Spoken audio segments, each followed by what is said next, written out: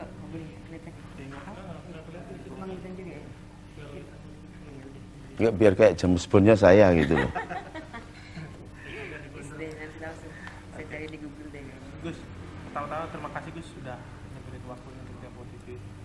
Oke, Mas Rio. Ngobrol-ngobrol tentang ini pesantren Soko Tunggal. Ini udah sejak kapan? Pesantren Soko Tunggal ini berdiri sejak tahun 93. Jadi diawali sebenarnya kami memang hidup dari keluarga pesantren. Dari keluarga-keluarga kami sampai dengan Sunan Giri saya turun ke 11.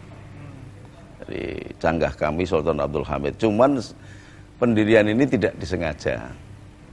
Jadi ketika saya masih pegang perusahaan multinasional deh. Kemudian divonis oleh dokter umur tinggal 6 bulan. Tahun 90 itu. Karena saya kena kanker liver dan gula. Jadi gulanya sampai 650, livernya sudah berat. Nah, dalam kondisi begitu, akhirnya kembali kepada barak gitu, kepada habitnya. Akhirnya tinggal sisa 6 bulan itu saya pergunakan untuk kontemplatif ke makam-makam. Jadi yang semula memang sudah diajak-ajak Gus Dur, cuma saya nggak mau. Nah, setelah umur tinggal 6 bulan, maka harta benda saya keluarkan semua, saya amalkan semua, tinggal baju 3 stel. Baju 3 stel, terus berjalan aja dari makam ke makam, makam ke makam, terus nggak terasa ternyata sudah 3 tahun. Nah, ketemu dengan ulama-ulama besar yang rata-rata sekarang sudah meninggal kayak Gus Nur Salim Bahar Malang, kemudian Kiai Haji Khalil Sondaji Sucen Purworejo, kemudian Mbah Zahid Sulang Kemadu, Mbah Lim, Mbah Hambali, dan ulama-ulama besar, Mbah Fakih, Gus Dur sendiri yang menyarankan, Gus bikin pesantren, sudah saatnya sampai bikin pesantren. Saya kaget, oh ternyata saya sudah berjalan 3 tahun, jadi nggak pernah kerja, nggak pernah ini, keliling aja dari kuburan ke kuburan. Nah, disitulah kita bisa mengerti makna hidup, bahwa nyawa itu demikian tingginya. Jadi yang semula saya sebagai memimpin perusahaan di multinasional, itu jadi nggak ada artinya apa-apa. Ketika sentral kita, fokus kita, orbit kita itu bermuara atau berfokus pada dunia, nggak ada artinya apa-apa. Nah, dari situlah balik kepada fokus kepada Allah. Nah, Allah mengajarkan cinta, maka kita bikin dah. Saya kalau bisa bikin pesantren, saya bikin gratis, nggak bayar untuk semua umat. Nah, itu idenya berawal. Maka kemudian dari yang satu, jadi Soko Tunggal itu dari yang satu sampai.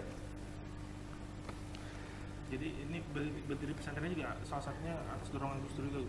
Iya, karena Gus Dur memang kita teman diskus, teman gelutan, teman leceh-lecehan gitulah. Maka kalau ke Semarang atau kemana-mana mesti Gus Dur ke sini. Jadi tinggal di hotel pun mesti ke sini. Karena memang dari sekian banyak sahabatnya yang tidak pernah minta jabatan dan diberi, saya pernah ditawari jadi menteri, ditawari jadi kabulok, saya nggak mau. Itu malah ada juk yang lucu banget itu ketika 3-4 tahun yang lalu saya ditawari Gus Dur, karena setelah nikahnya anaknya Gus Dur itu, adiknya Yeni itu, kakaknya Yeni itu, SBY jadi saksi, saya diminta untuk jadi kabulok. Tanggal 18 April kalau nggak salah, saya dilantik jadi kabulok. Saya tinggal pergi ke Ternate, Gus Dur marah dengan saya. 3 bulan saya tidak boleh, dicutaki sama Gus Dur. Nah, suatu saat saya dengar Mas kepala bulognya itu Mas Bambang Wijanarko masuk LP Cipinang. Nah, itu kan anak buah saya dulu di KNPI. Saya datang bersama istri bawa makanan rendang. Mas nangis. Saya nangis gitu.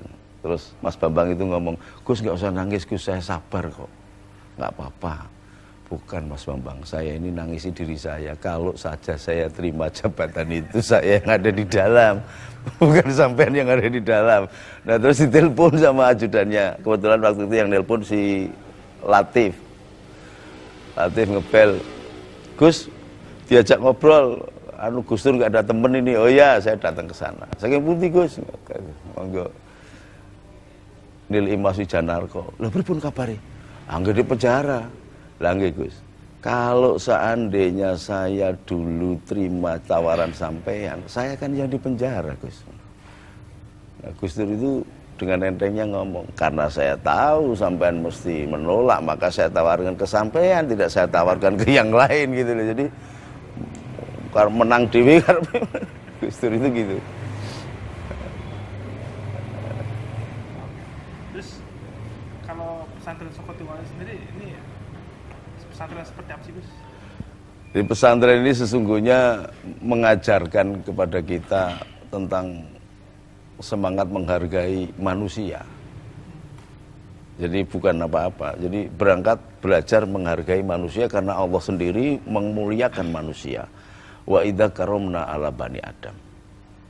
Sesungguhnya Allah sudah mengangkat derajatnya anak cucu Adam. Nah kalau itu manusia, itu pasti ada unsur malaikat, ada unsur setan. Kalau itu manusia, pasti khalifah Allah. Summa ja'alnakum khulaifa fil ardi nadira kaifa ta'malun. Nah khalifah Allah berarti harus mengaplikasikan ruh Rabbani yang ada di dalam dirinya.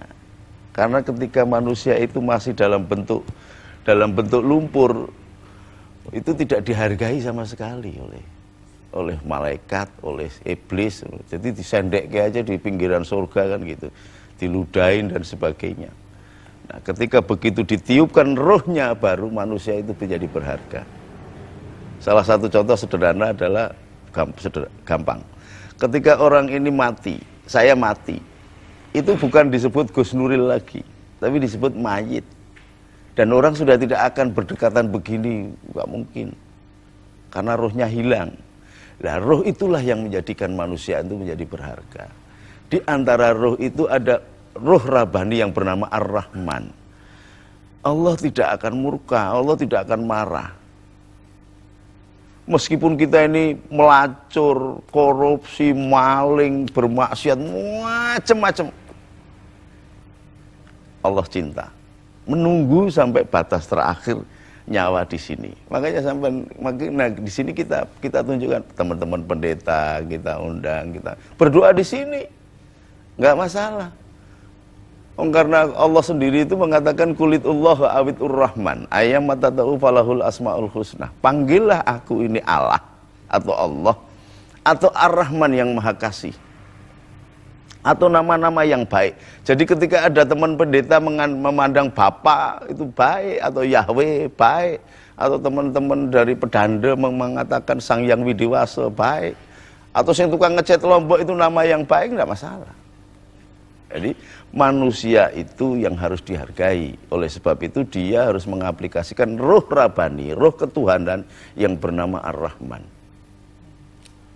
Nah kadang-kadang setelah hidup dalam kehidupan yang luas, jadi tersekat. Sesungguhnya kita memiliki roh Rabbani, roh ketuhanan yang bernama Ar-Rahman itu. Bisa kita lihat, begitu kita melihat anak kecil ditempeleng sama anak gede, kita mesti teriak, jangan dong. Itu roh Rabbani namanya. Nah kemudian setelah pragmatisme berjalan, kemudian baru ditelusur, biarin aja, bukan partai gua kok, bukan agama kita kok, tidak seagama kok, tidak sesuku kok, biar aja ditempeleng atau. Nah itu terjadi pembajakan oleh iblis yang diterima juga oleh fisik kita karena kepingin menonjolkan kelompok, golongan dan sebagainya. Tapi bagi saya semua agama itu Islam, sehingga wajar kalau roh Ar-Rahman itu dikembangkan. Banyak orang yang berpendapat bahwa yang tidak sholat itu kafir gitu kan. Salah, Nabi Adam kapan sholat? Apa Nabi Adam kafir? Nabi Nuh kapan sholat? Apa Nabi Nuh kafir? Nabi Yunus kapan sholatnya?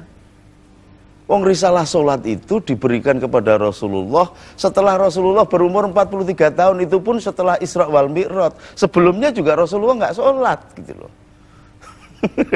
ini pemahaman agama yang waduh, yang sekarang ini demikian rusaknya, karena kemudian muncul lagi paham-paham Wahabi yang datang sesungguhnya dari kelompok ekstrim Zionis ya, yang dialat masuk ke Indonesia sekarang ini. Jadi semakin gak karu-karuan.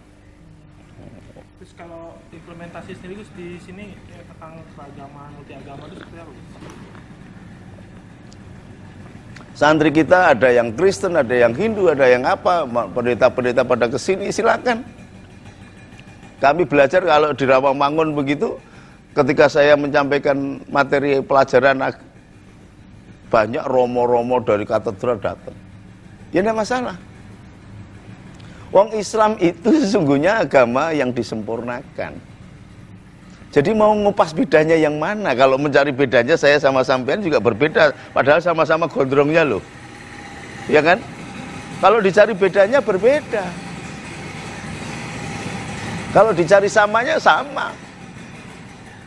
Lalu apa? Wong sholat yang kita gunakan ketika Allahu Akbar kemudian membaca Inna sholati wa nusuki wa mahyaya wa mamati lillahi rabbil alamin la syarika lahu wa bidzalika umirtu wa ana minal muslimin. Itu ucapan siapa coba? Hanifah muslimah wa ma ana minal musyrikin. Itu ucapan Ibrahim.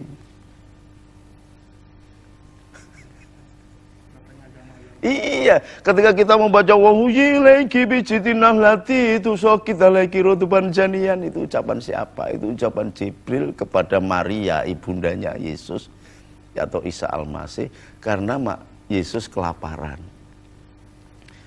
Karena apa kelaparan? Susunya tidak keluar. Karena Isa itu lahir bukan karena biologi, karena dari kalamullah, dari ucapan Allah, firman Allah. Sehingga memerintahkan kepada Maria untuk menepuk pohon kurma. Pohon yang gede begitu dengan ucapan itu bisa melengkung, kemudian dipetik kurmanya yang muda namanya rutop, terus dikasihkan untuk dulang, karena di tengah padang pasir, diusir keluarganya. Justru Islam yang membela Maria dan Yesus, karena di keluarganya dikatakan ini pelacur atau berzina. Wong sudah bertunangan dengan Yusuf kok malah sudah hamil duluan, belum kawin gitu loh. Islam yang membela di dalam Al-Quran itu. Maka Isa dikasih rotoban kurma muda, dengan demikian ketika kemudian masih dikejar juga oleh kelompok yang lain, Isa yang berusia 3 hari sudah berbicara. Aku adalah hamba Allah yang keluar dari firman Allah.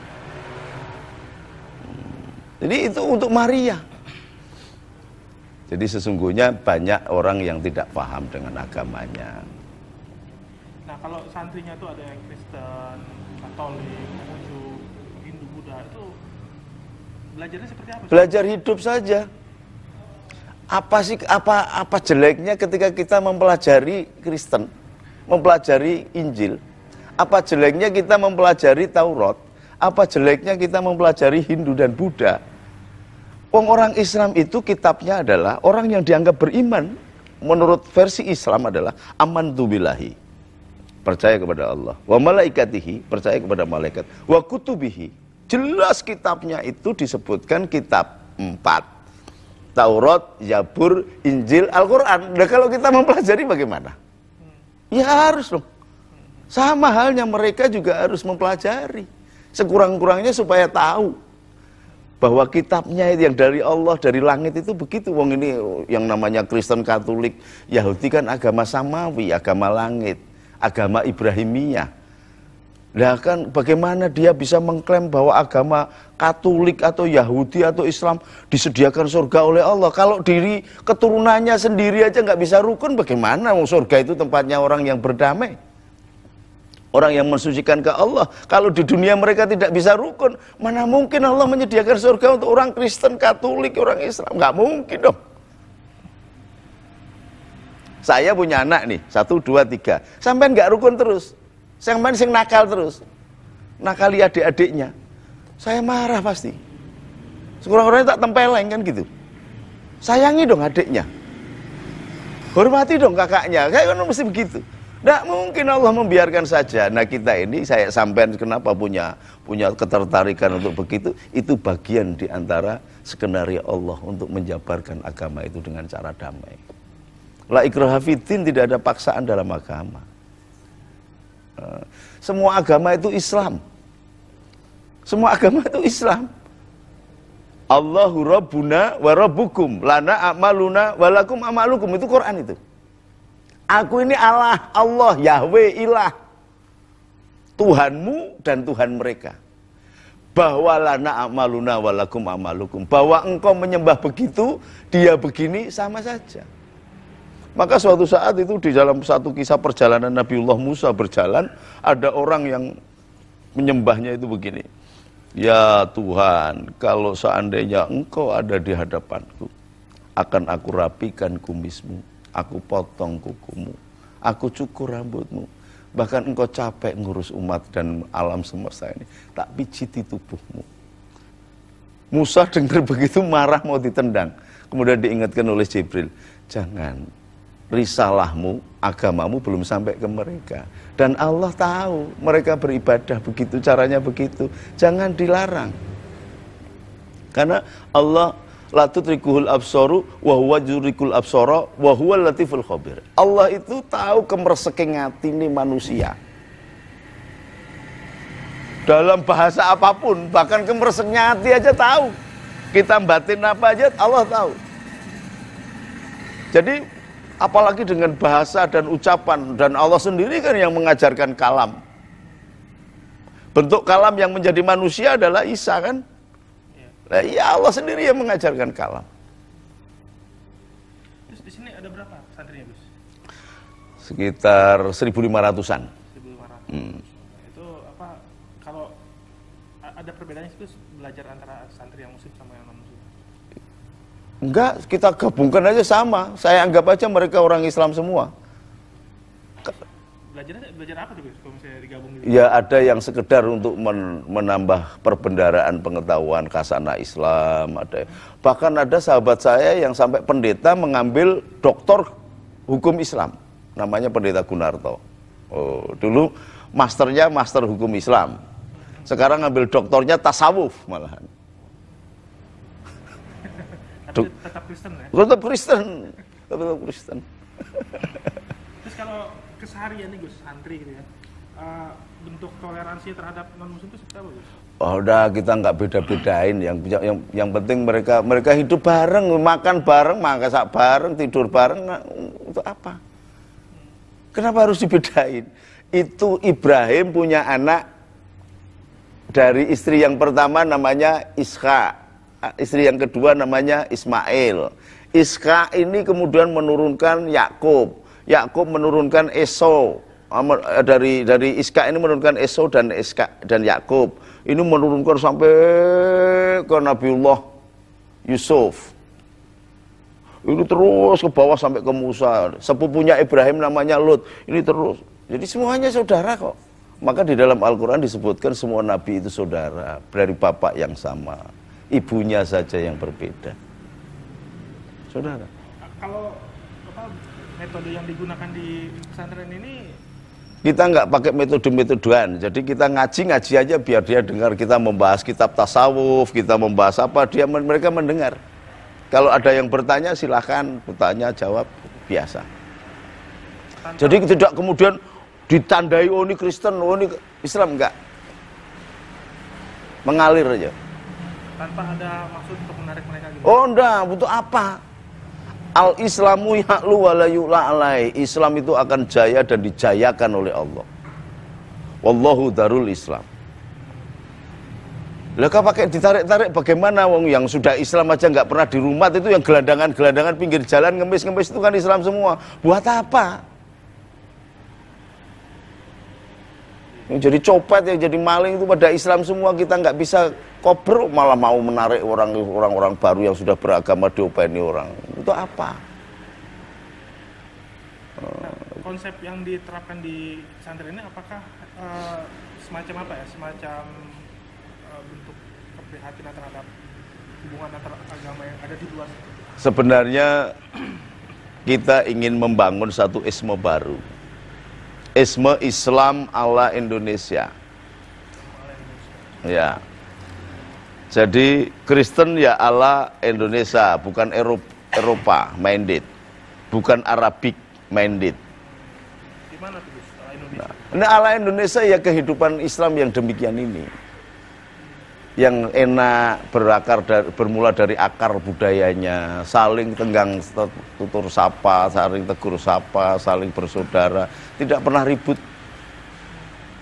Nah ini kan muncul setelah masuk paham Wahabi dari Mesir, masuk ke Medina, Medina masuk ke Indonesia, paham Wahabi itu. Nah itu yang bikin kacau. Maka muncul gerakan-gerakan kayak model FPI, kayak apa. Itu gerakan-gerakan Wahabi. Nah kalau konflik antar agama yang kerap terjadi di luar ini, kalau menurut Gusnya apa penyebabnya? Itu setting by design. Jadi karena pemerintah ini tidak mampu, maka dimunculkanlah keributan-keributan itu untuk menutup isu-isu kegagalan pemerintah. Sama sekali nggak ada. Coba tanya deh pendetanya sama kiainya, ada nggak yang perang? Nggak ada. Mereka ribut itu bukan masyarakat sekitar, didatangkan masyarakat dari luar untuk bikin keributan. Coba dilihat yang betul.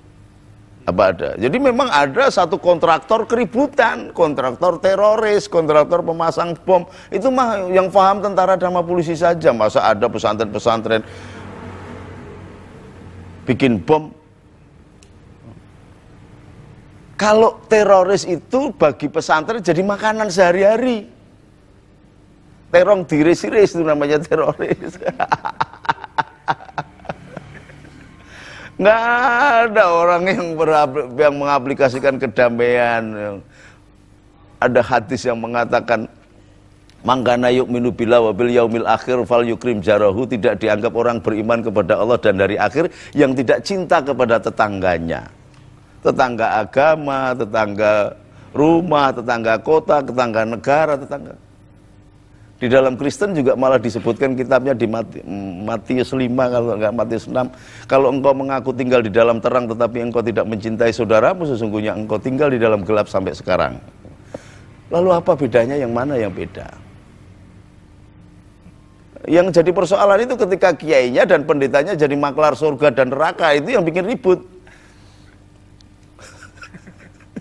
Sesungguhnya agamanya itu Islam, semua Islam. Makanya gelarnya adalah juru selamat. Gitu loh. Juru selamat itu bahasa Arabnya alaihi salam. Maka setiap nabi bergelar alaihi salam, gitu loh. Sang juru selamat. Jadi nabi itu jumlahnya 319.000 nabi. Itu gelarnya alaihi salam, juru selamat. Tidak hanya Yesus saja, tidak hanya Isa saja yang bergelar sang juru selamat, karena di Indonesia itu maka jadi juru selamat. Coba kalau dia Mesias, bahasa Inggrisnya, semua nabi mah Mesias karena membawa Mesias. Sampai aja nabi sesungguhnya, karena nabi itu berasal dari kata an-naba, pembawa berita. Jadi wartawan ini nabi. Terserah mau sampai arahkan untuk jelek, ya berarti lawannya nabi, kan gitu toh. Pengikut setan gitu. Kalau benar pengikut Allah, nabi, an-naba. Tentang konsep lintas agama di pesantren ini pernah ada ini ya, apa keberatan gitu dari pihak luar? Nggak ada yang berani kalau saya mah di sini. Siapa yang keberatan? Wong di sini saat mulai jenderal itu foto-fotonya di sana itu. Pangdam baru datang ke sini, Kapolda baru datang ke sini, Menhamkamnya, sak menterinya, sak presidennya datang ke sini, bagaimana mau berani? Dan pasukan kita kan banyak, apalagi sekarang saya jadi Dewan Hostnya Pagar Nusa se-Indonesia. Ini akan kita kembangkan semuanya untuk kita tentramkan. Karena memang dasarnya gitu, ketika Kang Said Agil Sirot mengatakan bahwa kita berhadapan dengan Wahabi, maka kita sudah siap sekarang. Kalau kemarin-kemarin kan belum. Pernyataan terakhir kemarin Kang Said sudah ngomong berhadapan dengan Wahabi. Oke, kalau begitu kita kerahkan dengan dasar menjaga keutuhan negara kesatuan Republik Indonesia. Maka siapapun elemen bangsa dari suku apapun, dari agama apapun, berhak tinggal dan dilindungi di negeri Indonesia sesuai dengan Undang-Undang Dasar 45. Itu. Terus kalau untuk hubungan antar umat beragama itu selain hari-hari, apakah juga diterapkan misalnya pada hari raya gitu? Saya Natal sering diundang suruh nyuruh lilin. Kalau Lebaran mereka juga pada datang berkunjung ke sini. Kadang-kadang suatu saat kita melihat keprihatinan negara ini, kita doa bersama di masjid ini. Ya ada gubernurnya, ya ada wali kotanya, ya ada ininya. Why not? Karena di semua yang namanya masjid itu bukan bangunan begini. Yang namanya gereja itu bukan bangunan yang ada palang panteknya begitu. Masjid, gereja itu ada di sini. Ini rumah Allah, bait Allah. Kepentingan manusia, kemegahan manusia, kesombongan manusia dan pendeta atau kiainya lah kemudian masjid dibikin gede-gede, tetapi tidak menyebarkan rahmat Allah. Justru malah mengkotak-kotakkan antara agama. Seagama aja terkotak-kotak. Aliran ini, aliran ini, aliran ini, aliran ini. Membesar-besarkan gerejanya. Padahal membesar-besarkan masjidnya. Padahal enggak, maksudnya itu ini adalah dari tempat mengaplikasikan masjid yang ada di hati, gereja yang ada di hati, vihara yang ada di hati. Terus kalau yang soal tadi Gus cerita tentang rencana mendirikan pesantren yang Soko Tunggal yang Gus di laboratorium itu gimana ceritanya Gus itu Gus? Jadi sebenarnya kita ini sudah ada taman mini Indonesia, bentuk fisik pulau-pulau ada, Butin itu brilian, bagus. Zaman Pak Harto sudah membangun suatu bentuk fisik, ikatan fisik. Tetapi fisik sendiri tanpa ada soul, tanpa ada roh, sesungguhnya kan tidak hidup. Maka Pancasila kemudian terkhianati. Demokrasinya jadi rusak. Demokrasi kita ini demokrasi one man one vote, demokrasi langsung. Ya kan? Padahal Pancasila jelas kerakyatan yang dipimpin oleh hikmat kebijaksanaan dalam permusyawaratan perwakilan. Ini demokrasi perwakilan. Ini pengkhianatan terhadap Pancasila. Kenapa sampai terjadi begitu? Karena tidak ada contoh miniaturnya. Maka saya bikin pesantren multi agama. Itu yang menggagas siapa Gus? Saya sendiri bersama Gus Dur. Tapi idenya ide saya. Ide itu muncul ketika gereja Isa Al-Masih diubrak-abrik sama kelompok radikal. Kemudian saya bela, Gus Dur menulis surat ke saya, Gus tolong dibela. Maka kemudian saya bela, terus daripada ini setiap saat saya belani orang rusak gereja, gereja yang dirusak atau tempat ibadah yang dirusak, kita bikin forum agama lah. Nah, baru konsep itu muncul. Ada anunya, ada apa? Nanti di pahat di batu itu ada tujuh pasal yang mendasari kenapa kita harus bikin miniatur ruh keindonesiaan. Nanti gambarannya seperti apa nih tepatnya? Jadi ya kayak gundelet bulat begini. Di sini masjid, misalnya di sini ada perguruan tinggi TK dan sebagainya. Sini vihara, ini perguruan tinggi TK dan sebagainya. Di sini ada kuil, ini ada perguruan tinggi sampai TK. Ada pasar di mana semua orang bisa berhubungan dan di situ kita kasih nama kampung-kampung tokoh-tokoh bangsa ini, misalnya Kampung Soekarno, Kampung Soeharto, Kampung Gus Dur, Kampung Mega, Kampung siapapun orang-orang yang pernah berjasa tanpa kemudian ada pagar. Ada kayak semacam klaster tapi tidak perlu dijaga, tapi biar hidup betul. Tidak seperti sekarang ini, kita ini di penjara nggak mau, tetapi bikin rumah pagarnya tinggi-tinggi sehingga mempenjarakan diri sendiri kan. Nah kita hilangkan begitu. Saya kepengen kehidupan seperti dulu. Saya rindukan ketika ibu saya bikin sambal kok terasinya nggak ada, bisa minta ke tetangganya, yuk minta terasinya dikit. Coba betapa indahnya begitu. Seperti negara kuru kata Bung Karno, negara yang ijo royo-royo, tuwuh kang sarwa tinandur, murah sandang, murah pangan, tentrem totro tentrem kertora harjo. Enak semuanya. Wong Majapahit dulu 350 tahun itu sudah bisa 350 tahun. Itu bisa memberikan kesejahteraan. Punggawa terakhir gajinya itu 15 juta atau 50 gantang beras. Punggawa paling rendah. Berarti rakyatnya hebat. Karena apa? Karena dia akrab dengan Allah. Lingkungannya baik, semuanya baik. Sekarang semua dieksploitir tanpa kendali. Sampai kemudian ada kesurupan massal. Ini kan nggak masuk akal kan? Coba sampai teliti bagaimana logikanya itu bisa kesurupan akal. Kalau kembali ke agama masuk akal. Karena jin itu diciptakan oleh Allah, makannya adalah fosil-fosil. Tulang-tulang.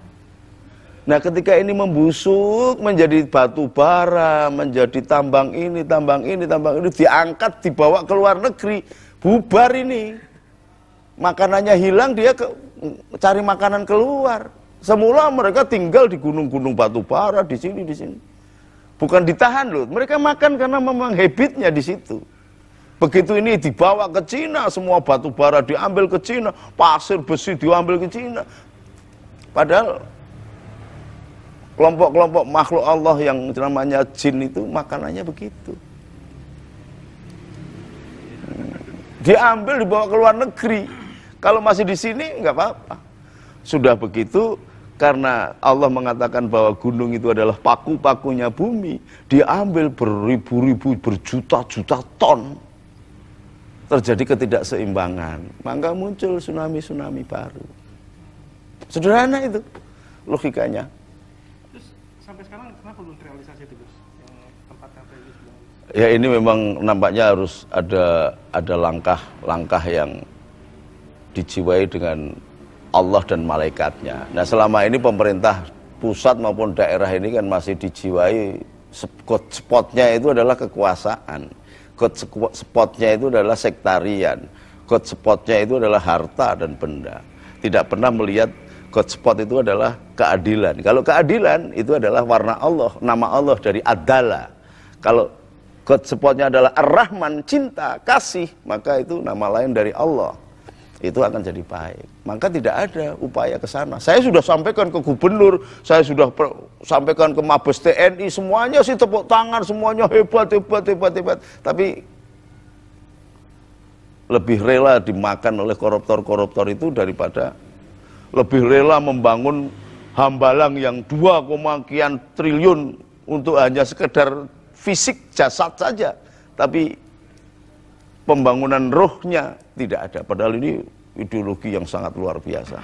Gus Dur dulu mengatakan, Gus, munculkan ini supaya nanti ada isme baru di internasional. Karena selama ini yang ada adalah Kristen radikal diwakili George Bush pada waktu itu, dan Islam radikal diwakili oleh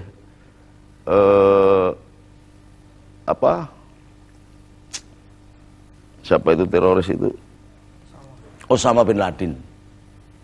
Nah kita munculkan isme baru yang lebih komprehensif dan lebih lunak, namanya Islam ala Indonesia. Jadi tidak disibukkan pertarungan antara Islam dan Kristen sehingga sing ribut itu Osama dan yang ribut itu George Bush dan kontraktor terorisnya yang bernama Osama. Semua bangsa sedunia ini jadi ribut, semua nggak ngerti juluntrungnya. Maka kita munculkan isme. Kalau Islam ala Indonesia, Kristen ya ala Indonesia. Yang dulu memang Jawa ini atau Indonesia ini menjadi sentral kebudayaan tertinggi di dunia. Belum ada universitas di dunia, universitas yang pertama kali semua Icing, Fasen belajarnya di Jawa, namanya Universitas Brawijaya. Dengan konsep pesantren seperti ini, multiagama, Gus sendiri berharapnya santri-santri ini nanti setelah lepas dari sini seperti apa? Dia akan menjadi pemimpin-pemimpin yang mengabarkan bahwa Islam dibikin oleh Allah. Ada Islam dengan I kecil dan Islam dengan I besar. Artinya? Islam dengan I kecil adalah Islam yang dibawa risalahnya oleh Rasulullah SAW. Tapi Islam dengan I besar adalah Islam yang dibawa oleh Sayyidina Adam sampai dengan Sayyidina Isa. Memperjuangkan agama tauhid. La ilaha illallah Adam Rasulullah. La ilaha illallah Isa Rasulullah. La ilaha illallah sampai 319.000 nabi. Itu Islam semua, mengajak kepada Allah semua. Maka konsepnya Islam itu adalah ketika seseorang menyerahkan jiwa dan raganya kepada Allah, itu disebut taslim. Orang yang taslim disebut muslim. Jadi meskipun dia itu Kristen atau apa, muslim namanya. Dalam skala Islam I besar. Gitu. Jadi nanti kira-kira gambarnya seperti apa nih Gus? Kalau saya santri setelah lulus belajar sini, kira-kira nanti Gus pengen seperti apa di mana? Ya kalau memang ada pendeta yang ikut belajar di sini, jadilah pendeta yang menabarkan keimanan, mengajarkan kayak menebarkan agama dengan cara yang dewasa kayak supermarket gitu loh. Ada jualan sepatu itu berderet, sepatu semua nggak ribut. Ada yang jualan pakaian semua sederet. Ada yang jualan ini sederet, dewasa aja. Berikan kebebasan mereka untuk choice dari variabel option agama masing-masing. Maka akan terjadi kedewasaan beragama. Setiap agama tidak menjelek-jelekkan, tidak membesarkan diri dengan melakukan black campaign, tetapi menunjukkan kemanfaatan khairun nas anfa'uhum linnas. Sebaik-baik manusia adalah yang berbuat baik bagi manusia yang lain. Maka orang akan memilih agama dengan cara dewasa begitu. Sekarang ini kan agama kan hanya agama warisan saja. Wong pendeta ini kadang-kadang ramudeng, kiai ini ramudeng, apalagi umatnya. Oke, Gus. Ada pertentangan dengan sesama ustaz gitu atau ulama dengan paham yang Oh pasti. Wong dari sejak zaman Nabi aja muncul Syiah, muncul Sunni, Mu'tazilah, ada Khawarij. Ke bawah sini ada muncul ini, sekarang ada LDII, ada PKS. PKS itu kan agama sesungguhnya yang dipraktekkan masuk ke kenegaraan, yang mengajarkan radikalisme. jadi bentuk pertentangannya seperti apa? Pernah membuat tulisan atau protes atau apa terhadap Mungkin Ya. di satu forum gitu. Ya mereka protes dengan saya nggak berani, karena saya termasuk kepala suku yang tidak seperti Gus Dur. Kalau Gus Dur sih tertawa aja, kalau saya marah tak tempeleng kan, karena pasukan saya banyak. Saya pernah tantangin di balai kota itu Hizbut Tahrir, ketika ngelek-ngelek Gus Dur itu tak tantangin semua. Nah, mereka nggak berani. Tapi kalau diskusi-diskusi, ya udahlah, kita sudah ada bedanya kok. Kita tidak perlu diskusi lagi. Sawaun alaihim andartahum an lam tundirhum la yu'minun. Wong sudah dikandani ora dikandani padha wae ora bakal percaya. Ya sudah, kamu begitu, aku begini. Lakum dinukum waliyadin gitu loh. Sederhana aja, silakanlah nanti kan sama-sama matinya, sama-sama ketemunya. Kamu dasarnya katanya Quran dan hadis, saya juga Quran dan hadis, ya udah. Jangan kemudian kamu menafsirkan sesuatu begitu, saya harus mengikuti tafsirmu, nggak bener dong. Saya pernah memimpin umroh Lemhanas, jenderal-jenderal semua. Ini gara-gara tafsir loh ini Mas Rio. Namanya Koswara, yang satu namanya Bu Muawiyah, Kapolda Banten, bawa buah kesemek, masuk ke imigrasi gitu, ditanya oleh petugas imigrasi, "Mahada, apa ini?" "Kesemek." Nah, petugas imigrasinya marah. Wah, bingung tuh Bu Muawiyah ini juga bingung tuh, saya dipanggil. "Ya Syarif Ta'al, hada muskilah, Syarif pemimpin, tolong ini ada masalah ini. Oh, kurang ajar mentah." Jadi orang sopan, saya tanya kok malah jawabannya beda gitu. "Apa?" "Mahada, ma ismu." Oh, saya langsung paham. Ihada lugat Sunda, aus lugat Jawa, kesemek. Lalu lugat Arabik. Ini dialek Jawa namanya buah kesemek, kledum. Bukan bahasa Arab. Karena kalau bahasa Arabnya iki apa ini?